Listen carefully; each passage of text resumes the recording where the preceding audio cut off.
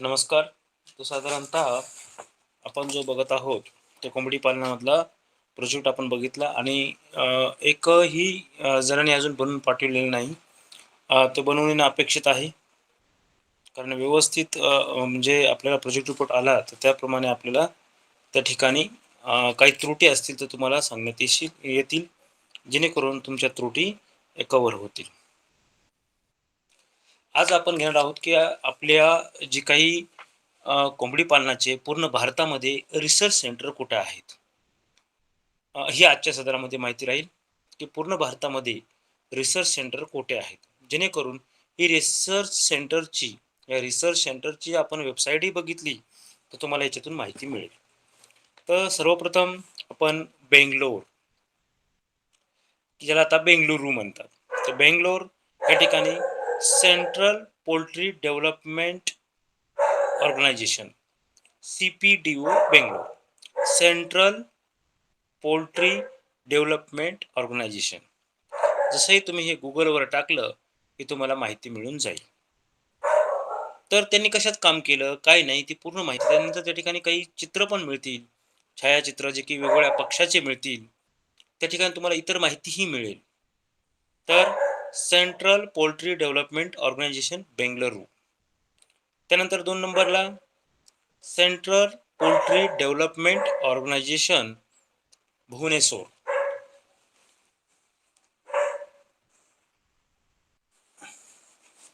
Central central poultry development organisation Bhubaneswar. त्यानंतर central poultry development organisation Chandigarh. त्यानंतर central poultry development organisation Mumbai. हे झाले CPDO, जे आपल्या लक्षात राहणारे आणि लवकर येणारे. तर 4 ठिकाणचे आहेत, ज्यामध्ये आपल्याला लवकरात लवकर नेटवर सर्च केलं तरी माहिती मिळते. Central poultry development organisation. नंतर हैदराबादलाच ICRचं एक इन्स्टिट्यूट आहे, जिथे कोंबडी पालनाचं प्रशिक्षण त्याचसोबत मार्गदर्शन पण दिलं जातं.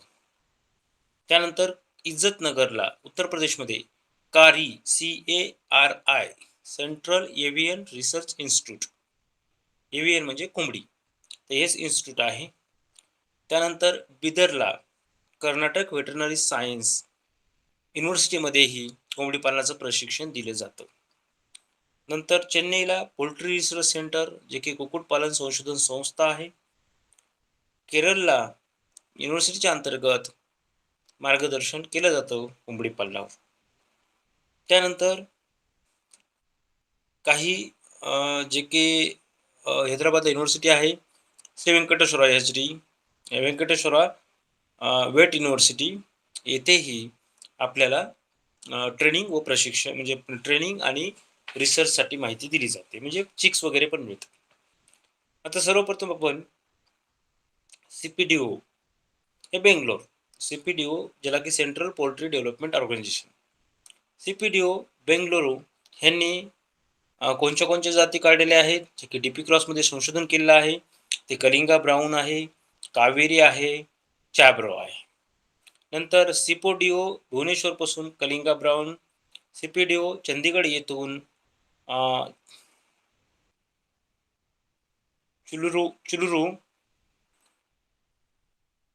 चाब्रो चंदीगड येथून. नंतर CPDO मुंबई येथून कलिंगा ब्राऊन आणि कडकनाथ. त्यानंतर ICR हैदराबाद इथून ग्रामप्रिया वनराजा. कारी इज्जतनगर इथून कारी गोल्ड, नीर नीर नेरहिक. नंतर हिचकारी, कारी देबेंद्रा किंवा उपकारी, जे कारी रिलेटेड ब्रीड आहेत, ते इन्स्टिट्यूट इज्जतनगर इथून रिसर्च केलेले आहेत. कर्नाटकाने ग्रामप्रिया, त्यानंतर गिरिराणी आणि सुवर्णधारा, या सगळ्या DP क्रॉस कोंबड्यांच्या जाती आहेत, जे की वेगळ्या प्रमाणे रिसर्च केलेले आहेत त्या इन्स्टिट्यूटने.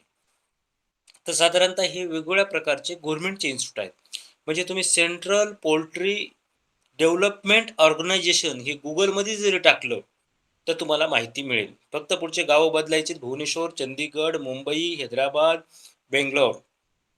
तर आता तुमचं हे काम राहील, एक होमवर्क राहील, की आपल्या गुगलमध्ये central poultry development organisation in India टाका, हे सगळे नावं येतील. इन इंडिया टाका, सगळे नावं येतील. त्यानंतर प्रायव्हेट सेक्टर काही ऑर्गनायझेशन आहेत प्रायव्हेटवाले, ज्यामध्ये काही प्रायव्हेट इन्स्टिट्यूट आहेत, की ज्यांनी स्वतःच्या मालकीचे हॅचरीज चालू केल्यात आणि त्यांनीही त्यांचे काही ब्रीड शोधून काढले. तसंच काही महाराष्ट्र स्टेटचे पण रिसर्च सेंटर आहेत, जे ते पुणे, कोल्हापूर, औरंगाबाद आणि नागपूर ह्या ठिकाणी कोंबड्यांचे त्यांनी वेगवेगळ्या जाती शोधून काढलेल्या आहेत. तर हे झालं साधारणतः CPDO, जेथे आपल्याला सगळ्या प्रकारचे चिक्स मिळतील आणि माहितीही मिळेल. पण त्याचसोबत आपल्या महाराष्ट्रात कुठं कुठं आहे हे आपणास माहीत पाहिजे. तर पुण्यामध्ये doctor B.V. Rao institute of poultry management and technology. आपल्यामधलं जर कोणी पुण्यामध्ये असेल तर पुण्यामध्ये उरुळी कांचनपासून जवळच B.V. राव इन्स्टिट्यूट आहे. तेथेही प्रशिक्षण दिले जातात, ज्यामध्ये कोंबड्यांचं जे काही नर कोंबडे असतात यांचं रेतन कलेक्शन, आणि जसं आपण म्हणजे म्हैस किंवा शेळ्या भरवतो, तसंच कोंबड्याचं सुद्धा कृत्रिम रेतन करता येतं. म्हणजे कोंबडींचं कृत्रिम रेतन करता येते. त्याची ट्रेनिंग पण तिथं शिकवली जाते. त्यानंतर CPDO जे मुंबईचं आहे, तिथेही मार्गदर्शन दिलं जातं, तिथेही प्रशिक्षण केंद्र आहे. नंतर महाराष्ट्र सेल्फ एम्प्लॉयमेंट बोर्ड, जे वेगवेगळे आहेत, स्वयंरोजगार प्रशिक्षण संस्था भरपूर आहेत, त्या सुद्धा कार्यरत आहेत, जे की कोंबडी पालनाचं प्रशिक्षण देत आहेत. नंतर पोल्ट्री फार्म मॅनेजमेंट, जे की कृषी विज्ञान केंद्रही आहेत भरपूर, जिथेही कोंबडी पालनाचं तुम्हाला प्रशिक्षण दिलं जातं, माहिती दिली जाते. तर असे काही प्रायव्हेट, काही गव्हर्नमेंटचे, काही सेमी गव्हर्नमेंटचे हे ऑर्गनायझेशन आहेत, की जिथं माहिती दिली जाते. आता साधारणतः कोणची कोंबडी बघितली तर आपल्याला काय काय घटक माहीत पाहिजेत. मग आपण एक वैशिष्ट्य म्हणलं की ते मुद्देसूद असावं. एकाचं आपण तुऱ्याची माहिती सांगणार, एकाची आपण अंडी उत्पादनाची सांगणार, असं नाही. एकदम एक जात घेतली, समजा आपण वनराज घेतलं, तर वनराजचं उगमस्थान किंवा त्याचं म्हणजे ते कुठे आढळतो, तर ठीक आहे, ते हैदराबादला किंवा रिसर्च कोणी केला ते ठिकाण माहीत झालं. त्यानंतर दुसरं, त्याचे विशेष वैशिष्ट्य काय आहेत, म्हणजे दिसतो कसा, तुरा कसा आहे, पंख कसा आहे, मान कशी आहे, पंख कसे आहेत, शेपटीचा आकार कसा आहे, त्याचं ही तिथं कॅरेक्टर येईल. त्यानंतर इतर वैशिष्ट्यामध्ये काय येईल, की हे कशासाठी प्रसिद्ध आहे, म्हणजे अंडी उत्पादनासाठी की मांस उत्पादनासाठी. त्यानंतर येईल, की साधारणतः हे पूर्ण त्या सीझनमध्ये किती अंडे देतो. जर कोंबडी असेल तर किती अंडे, आणि नर असेल तर वजन किती येतो. त्यानंतर सगळ्यात महत्त्वाचं आहे, की वर्षाकाठी उत्पादन किती मिळतं अंड्याचं. म्हणजे ठीक आहे, 45 मिळतात, पुन्हा 45 मिळतात, पुन्हा 45 मिळतात. ओव्हरऑल जर आपण काढलं तर आपल्याकडे उत्पादन किती आहे, अंडी उत्पादन, याचीही नोंद आपल्याकडे पाहिजे. त्यानंतर अंड्याचं वजन किती, ही नोंद पाहिजे. आणि त्याचसोबत सगळ्यात महत्त्वाचं, अंड्याचा रंग कसा आहे तेही आपल्याला माहीत पाहिजे. आणि नरचं वजन विक्रीसाठी कधी योग्य होतं हेही आपणास माहीत पाहिजे. ते साधारणतः हे वैशिष्ट्य आहेत.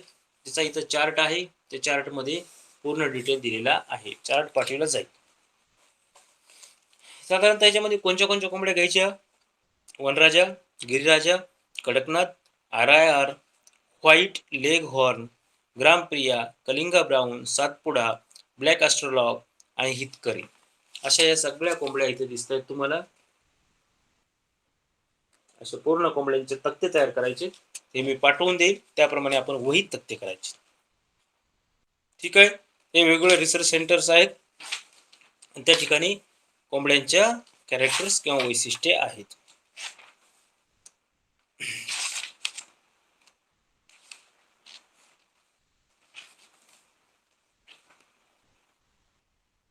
त्यानंतर सगळ्यात महत्त्वाचं जे आपण बघितले, जे आजाराचं, त्यामध्ये साधारणतः आजार आपल्याला जे माहीत पाहिजे ते बॅक्टेरियल, विषाणू, व्हायरस आणि ह्याचं प्रिव्हेंटिव्ह. तर आज परत एकदा प्रिव्हेंटिव्हवर आपण भर देत आहोत, की आपला जो शेड आहे त्या शेडला साधारणतः, ज्याला आपण शुद्धीकरण म्हणू, किंवा आपण शेडचं जे काय चुना वगैरे मारतो, ही खूप काळजी महत्त्वाची आहे. 2 साईड्स आहेत. साधारणतः आतलं जे काही निर्जंतुकीकरण आहे, तर आतून पूर्ण चुना मारणं आवश्यक आहे, जे की साधारणतः वेगवेगळ्या ऋतूमध्ये आपल्याला त्या ठिकाणी चुना मारायचा आहे. आणि बाहेरच्या साईडने जे चुना मारायचा आहे, ते चुना आपल्याला जास्त वेळेस म्हणजे कमी ड्युरेशनमध्ये मारायचं आहे किंवा कमी कालावधीमध्ये. कारण बाहेरून वातावरण, पाणी, ऊन, वारा हे असल्यामुळे तिथला चुना निघून जातो. परंतु मधला चुना मात्र बॅच निघल्याशिवाय बदलायचा नाही. मग ती कोणचीही बॅच असो, तुम्ही ज्या दृष्टीने केलेली आहे, मांसल कोंबडी, अंड्याची कोंबडी, याची बॅच संपल्यावर मधला चुना बदलत राहील. देशी कोंबडी असतील तर आपण अधूनमधून चुना बदलत राहतो. चुन्याला रंग द्यायचा अधूनमधून आणि बाहेरचा मात्र 15-20 दिवसाच्या गॅपने देतो. हे जर व्यवस्थित केलं तर कोंबड्यांना तेथे आजार येणार नाही. पण हे जर व्यवस्थित नाही केलं तर कोंबड्यांना मग वेगवेगळ्या प्रकारचे विषाणूजन्य आजार, जीवाणूजन्य आजार हे येऊ शकतात. म्हणून कोंबडी पालनामध्ये सगळ्यात महत्त्वाचं जे आहे ते प्रतिबंधात्मक उपचार. म्हणजे चिक्स आणण्यापासून त्याच्यावर आपण सविस्तर चर्चा केलेली आहे.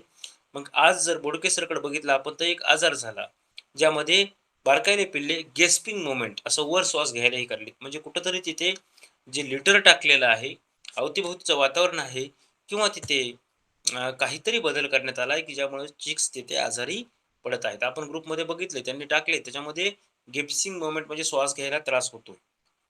तर असे आजार भरपूर आहेत.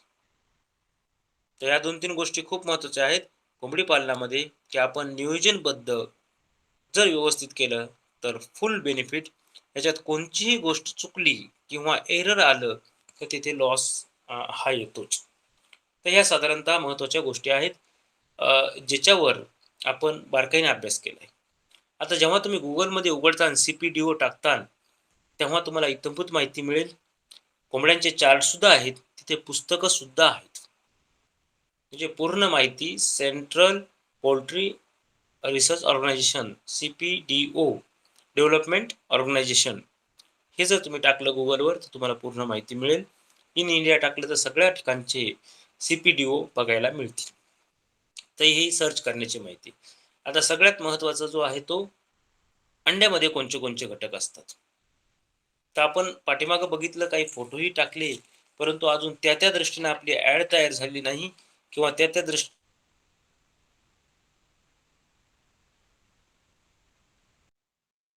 आपण माहितीही घेतलेली नाहीये.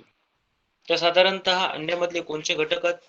तर एक साधारणतः 50 ग्रॅमचं जर अंडं घेतलं, अंड्याचं वजन आता तुम्ही करायला शिकलेले आहात. जर 50 ग्रॅम अंड्याचं वजन आहे, तर त्यामध्ये कॅलरीज ही 70%, नंतर टोटल फॅट जे मेद असतं, ते टोटल फॅट 8%, कोलेस्ट्रॉल जे की 185 ग्रॅम म्हणजे 62%, सोडियम 70 mg म्हणजे 3%. एक व्हॅल्यू काढली त्याची आपण. त्याची एक आपण व्हॅल्यू काढली. टोटल कार्बोहायड्रेट एनर्जी नसते. नंतर प्रोटीन 6 ग्रॅम म्हणजे 12% एक व्हॅल्यू झाली त्याला. कॅल्शियमची 30 मायक्रोग्रॅम म्हणजे 2%. अशी एक डेली व्हॅल्यू काढलेली आहे तक्त्यामध्ये. त्या तक्त्यानुसार कळेल की तुम्हाला कॅलरीज 70% म्हणजे त्याची व्हॅल्यू काय डेलीमध्ये. फॅटची 8%, कोलेस्ट्रॉलची 6.2 आहे, सोडियमची 3 आहे, व्हिटॅमिन ए याच्यामध्ये सगळ्यात महत्त्वाचं रायबोफ्लोविन जे आहे ते 15%. नंतर व्हिटॅमिन B12, नंतर बायोटीन आणि त्यानंतर आयोडीन 20% आणि सेलेनियम आणि कोलिन. साधारणतः हे सगळे घटक आहेत हे कुठंच भेटत नाहीत. इतर ठिकाणी फळातून मिळायला कमी प्रमाण असतं. त्यामुळे याच्यात सहसा आपण जास्त महत्त्व दिलं पाहिजे, की अंड्याचं जे आता औषधामध्ये तर देतात, पण आपण साधारणतः हे बी लक्षात ठेवलं पाहिजे, की अंड्याचं उत्पादन हे आणि अंड्याची गरज हे डे बाय डे वाढत आहे. उत्पादन सुद्धा वाढत आहे आणि अंड्याचं त्या ठिकाणी म्हणजे सेवन पण वाढत आहे. तर ह्या 2-3 गोष्टी आपल्याला महत्त्वाच्या आहेत, ज्यामध्ये आपण पूर्णपणे म्हणजे जो पोल्ट्री फार्मिंग आहे, त्याची इत्थंभूत माहिती बघितलेली आहोत, म्हणजे बघत आहोत. आता ह्याच्यामध्ये फक्त आपलं जे काही पोस्टमार्टम होतं किंवा शवविच्छेदन होतं, ह्याचं बारकाईनं आपल्याला एक-एक ऑर्गनचं समजा आता आपण लिव्हर बघितलं. तर लिव्हर म्हणजे यकृत. तर ते नॉर्मल कसं असतं आणि ॲबनॉर्मल कसं असतं. नॉर्मल तर एक पॉइंटमध्ये येईन की नॉर्मलचा असा रंग आहे, त्याचं स्ट्रक्चर असं आहे, ते झिजल्यासारखं राहत नाही, तिथं जखम झाल्यासारखं दिसत नाही. पण ॲबनॉर्मल मात्र भरपूर प्रकारच्या वेगवेगळ्या आजारामध्ये ॲबनॉर्मल दिसतात. ॲबनॉर्मल म्हणजे असामान्य, म्हणजे त्या ठिकाणी बाधित झालेलं. तर बाधित झालेल्याचे लिव्हरचे फोटो ह्या जर गोष्टी कळत गेल्या, तर तुम्हाला पीएम कळून जाईल. त्याच्यामध्ये आपण ह्या साईडला नॉर्मलचं लिव्हर आणि वेगवेगळ्या रोगाचं मध्ये असणारं लिव्हर. तर हे इझी आपल्या पुस्तकामध्ये येईल, की नॉर्मल लिव्हर कसं असतं आणि वेगवेगळ्या आजारामध्ये यकृत कसं असतं किंवा लिव्हर कसं असतं. असंच किडनी, असंच हार्ट, असंच पूर्ण सांगडा, की त्याच्यामध्ये बघितल्यानंतर त्याचे हाडं कसे झालेत, त्या हाडामध्ये हवा म्हणजे काही पोकळ झाली का, कशा ठिकाणी त्यामधला जो काही मोगोज असतो तो संपलाय का, म्हणजे बोन मॅरो. त्या अशा बऱ्याच गोष्टीचा आपल्याला त्या ठिकाणी अभ्यास करता येईल. म्हणून कोंबडी पालनामध्ये पुढचा घटक जो आहे शवविच्छेदन, तो खूप महत्त्वाचा आहे. प्रोजेक्ट रिपोर्टचा आपला समजून सांगण्याचा पार्ट संपलेला आहे. पण प्रोजेक्ट रिपोर्ट तुमच्याकडून बनवून आला, तर त्याच्यावर आपल्याला पुन्हा एका-एका घटकावर चर्चा करायची आहे. कारण आपण त्या ठिकाणी कालच्या सत्रामध्ये मोगम सांगितलं, की प्रोजेक्ट रिपोर्ट किंवा प्रकल्प अहवाल कसा बनवायचा. परंतु जेव्हा तुम्ही प्रकल्प अहवाल करताल, तुमच्याकडून आलेला प्रकल्प अहवाल, त्याच्यात निघालेल्या त्रुटी, त्यानंतर आपण टाइप करणार आहोत. आणि ते टाइप केलेले प्रकल्प अहवाल तुमच्याकडून मागवून घेऊन मग आपल्या बनलेल्या पुस्तकामध्ये जी की कार्यपुस्तिका आहे, त्या पुस्तकामध्ये सगळ्यांचे प्रकल्प अहवाल राहतील. जेणेकरून तुम्ही कधी प्रकल्प अहवाल बनवायला लागले, तर तुम्हाला त्या ठिकाणी अडचण येणार नाही. तर ह्या महत्त्वाच्या गोष्टी आहेत, ज्या ठिकाणी आपण प्रत्येक बारीक-बारीक पॉइंट, आता आपण समजा पोस्टमार्टम आहे, तर यकृत नॉर्मल कसं असेल, ॲबनॉर्मल कसं असेल. जीवाणूजन्य रोगामध्ये यकृत कसं असेल, विषाणूजन्य रोगामध्ये यकृत कसं असेल, गोचिड झाले असेल तर त्यामध्ये यकृत कसं असेल. म्हणजे इतका बारकाईने अभ्यास, म्हणजे आपल्याला पोस्टमार्टम करताना फक्त ते चार्ट समोर ठेवायचे. तर हे झालं साधारणतः. मग तसंच आपलं पित्ताशय. मग पित्ताशयाची लांबी लांबलेली आहे का? ते आकूड आहे का? पित्ताशय कसं आहे? याची स्तंभूत माहिती आपल्याला त्या ठिकाणी दिली जाणार आहे. म्हणजे ह्याच्यातून आपल्याला चार्ट आणि काही चित्ररूपी बघितल्यामुळे आपल्याला अडचण येणार नाही. तर कोंबडी पालनामध्ये शवविच्छेदन हे का महत्वाचं? शवविच्छेदन का करायचं? आणि कोंबडी पालनामध्ये याला अति महत्त्व दिलेलं आहे. तर का? की आज आपल्याकडे जर एक पक्षी मरण पावला, एक पक्षी जर मरण पावला आणि त्याचं जर आपण शवविच्छेदन केलं, तर आपल्याला कळून जाईल की त्याला आजार कोणचा आला होता. त्यानंतर त्याचं मृत्यूचं कारण कळेल आणि मृत्यूचं जर कारण कळालं, तर आपण नक्कीच त्यावर उपचार करू. म्हणजे कोंबड्यामध्ये पोस्टमार्टम केलेलं हे आजार रोखण्याच्या दृष्टीनं असतं आणि इतर ह्याच्यामध्ये पोस्टमार्टम केलेलं हे इन्शुरन्स मिळण्याच्या दृष्टीने असतो. विमा मिळेल त्या दृष्टीने असतो. परंतु कोंबडी पालनामधलं इन्शुरन्स हे सहसा तो बॅचवर असतो, उत्पादनावर असतो, नुकसानीवर असतो. परंतु साधारणतः कोंबडी पालनामधलं शवविच्छेदन हे जे केलेलं असतं, तो आजार आपल्या फार्ममध्ये येऊ नये, आपल्या फार्ममधल्या दुसऱ्या कोंबड्या बाधित होऊ नये, यासाठी शवविच्छेदन केलेलं असतं. म्हणजे शवविच्छेदनाचं महत्त्व काय? तर रोग रोखणे. याच्यामध्ये इन्शुरन्स मिळणे हा नाही. कोंबडी पालनामध्ये इन्शुरन्स मिळणे हा नाहीये, तर तो रोग रोखणे, रोगाचं निदान करणे, रोगाचं निदान करून उपचार करणे.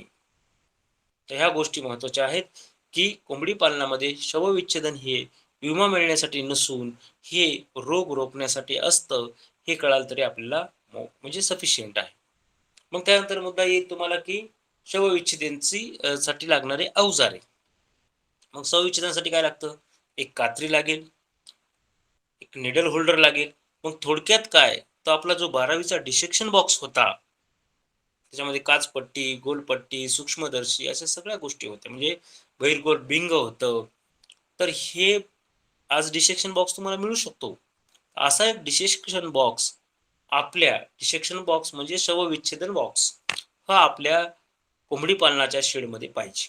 मग त्याच्यामध्ये 2 कैची प्रकारचे 2 कात्री आहेत, 2 सीझर आहेत, एक सरळ सीझर आहे आणि एक इथं टर्न झालेली सीझर आहे. मग टर्न झालेली सिजर आणि सरळ झालेली सिजर ह्याच्यातून आपल्याला त्याची आतडी फाडून बघतात. मोठी आतडी, छोटी आतडीही पाहता येतात. अन्ननलिका, श्वासनलिका हीही तपासता येते. म्हणजे थोडक्यात काय, हातात ग्लोव्ज घालून जे काही शवविच्छेदन करण्यासाठी लागणारे अवजारे आहेत, इन्स्ट्रुमेंट आहेत, हे आपल्याकडे उपलब्ध पाहिजेत आणि त्यानंतरच आपण शवविच्छेदन करतो. दुसरा म्हणजे ग्लोव्ज घालणं. आपली बी काळजी पाहिजे म्हणून आपण ग्लोव्ज घालायचा, चष्मा घालायचा आणि डोक्यावर सुद्धा रुमाल बांधायचा किंवा हेड कॅप मिळतात. काही काही ठिकाणी हेड कॅप मिळतात. म्हणजे असं व्यवस्थितरित्या आपल्याला त्यांच्यापासून बाधा होणार नाही, आपल्यापासून त्यांना बाधा होणार नाही, इतक्या सिंपल पद्धतीनं आपल्याला शवविच्छेदन करायचं आहे. शवविच्छेदन म्हणजे फक्त माहीत करून घ्यायचं की ॲबनॉर्मल काय आहे. भलेही आपल्याला हे डायग्नोस होणार नाही, कदाचित आपल्याला इतक्या लवकर कळणं शक्यच नाही, कारण 5 वर्षाचा त्यासाठी डिग्री कोर्स असतो. म्हणून आपण मात्र नॉर्मल आणि नॉर्मल, अबनॉर्मल म्हणजे सामान्य आणि असामान्य हे 2 फरक मात्र आपण सहज ओळखू शकतात आणि पशुवैद्यकीय येईपर्यंत किंवा कोंबड्यांचा डॉक्टर येईपर्यंत तुम्हाला इथं प्रिव्हेंटिव्हची उपचार करता येतो. म्हणून प्रिव्हेंटिव्हचा उपचार करण्यासाठी शवविच्छेदन करणं आवश्यक आहे. उद्या आपण शवविच्छेदनचं एक ऑर्गनची माहिती घेणार आहोत. फक्त यकृताचीच माहिती. त्यानंतर पित्ताशयाची माहिती. त्यानंतर क्रॉपची माहिती. नंतर प्रोव्हेंट्रिक्युलस. नंतर जो बरसा ज्याला म्हणतो आपण, सूज येते त्याला ते. नंतर म्हणजे एक आजार घेतले तर आपलं शवविच्छेदनचा पॉइंट हा 8 दिवसात समाप्त होईल आणि त्यानंतर मग प्रकल्प अहवाल केलेले तुमच्याकडून मागवून टाईप करून आपण व्यवस्थित कार्यपुस्तिका पण तयार करणार आहोत आणि तिथून पुन्हा रिव्हिजन चालू होईल की ब्रॉयलरचे. पण मात्र ते प्रश्न उत्तराच्या स्वरूपात असतील. आपण लेखीमध्ये घेऊन बघितलं थोड्या अडचणी आल्या म्हणून आपण तोंडी घेणार आहोत. तोंडीमध्ये काही अडचण येणार नाहीये, जेणेकरून आपल्याला कळेल की आपण काही विसरलो असतो तर तुमचं ते रिकॉल होईल तुमची मेमरी आणि त्यानंतर तुम्हाला फिक्स लक्षात राहील की रोगमुक्त कोंबडी पालन कसं करायचं आहे. तर आजच्या याच्यामध्ये आपण साधारणतः वेगवेगळे रिसर्च सेंटर, कोंबडी पालनाचं महत्त्व आणि त्यानंतर आपण काही मार्केटिंगच्या पण गोष्टी शिकलो आणि सगळ्यात लास्ट शवविच्छेदन जर आपण उद्या चर्चा करणार आहोत, तेही आपण ओव्हरव्ह्यू केला आहे. उद्या आपण सविस्तर बघणार आहोत. तर साधारणतः आजच्या सदरामध्ये आपण रोगमुक्त कोंबडी पालन ह्या सदरामध्ये आपण कशा रीतीने शेळ्यांचा रोग रोखायचा आहे याच्यावर आपण जास्तीत जास्त फोकस केलं. उद्यापासून मात्र शवविच्छेदन का करणे आवश्यक आहे, का करायचे आणि त्याचे फायदे किंवा तोटे याच्याविषयी आपण डिटेल्स माहिती घेणार आहोत. तर आजचा आपला इथे मीटिंग संपली. कोणाचे काही प्रश्न असले तर तुम्ही विचारू शकता.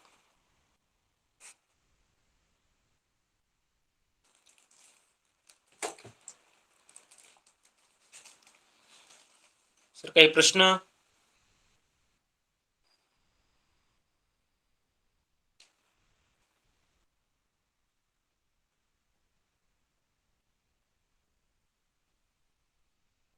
ओके.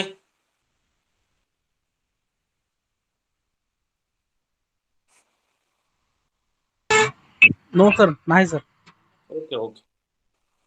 उद्यापासून शवविच्छेदन घ्यायचं आपल्याला. Okay sir. ठीक आहे. तर मीटिंग संपली. धन्यवाद.